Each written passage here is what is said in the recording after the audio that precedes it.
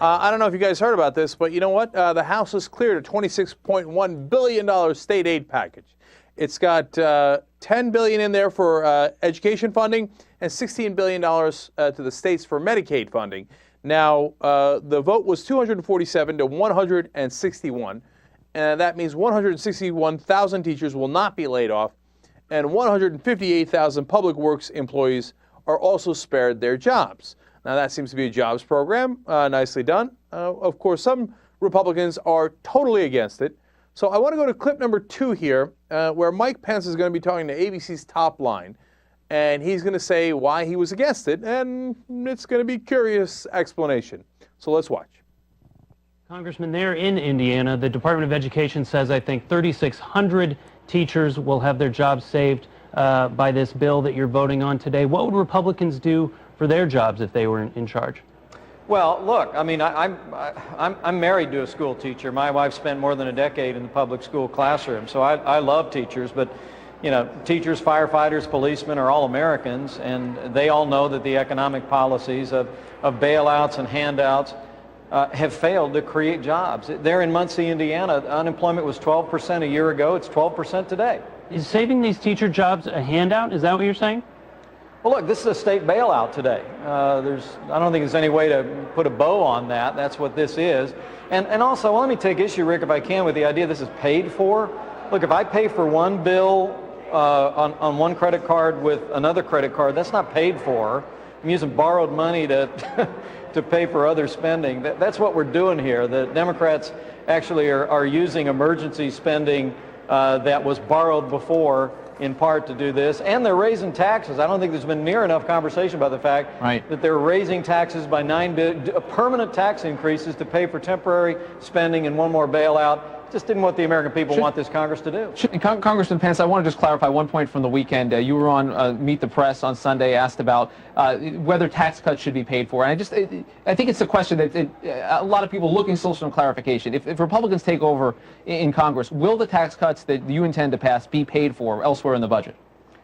Well, let me, will it be paid for under the way that Washington, D.C. runs the calculator? I mean, that's what I said Sunday, if you remember, Rick. I mean, it is a little bit of a foreign idea that we deal with increases in spending in Washington, D.C. the same way we deal with allowing Americans to keep more of their hard-earned tax dollars. All right, there's 2 parts to that, and I love both parts.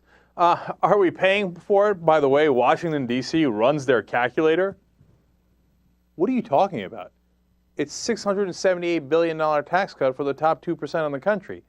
Which calculator do you want us to use? He doesn't have an answer, so he tries to blame a Washington, D.C. calculator? It's pathetic. Now, to the first part, he said, look, you're going to save how many jobs here? What did I tell you? 161,000 teacher jobs, and you voted no. Why'd you do that? It's okay. I love teachers. I love firing them. I love marrying them. My wife's a teacher. Some of my best friends are teachers. So I would have fired 161,000 of them if I was in charge. But ignore that, because I love them.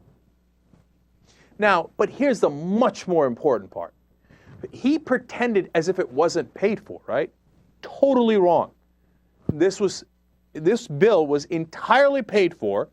Not only that, it actually saves the budget $1.4 billion.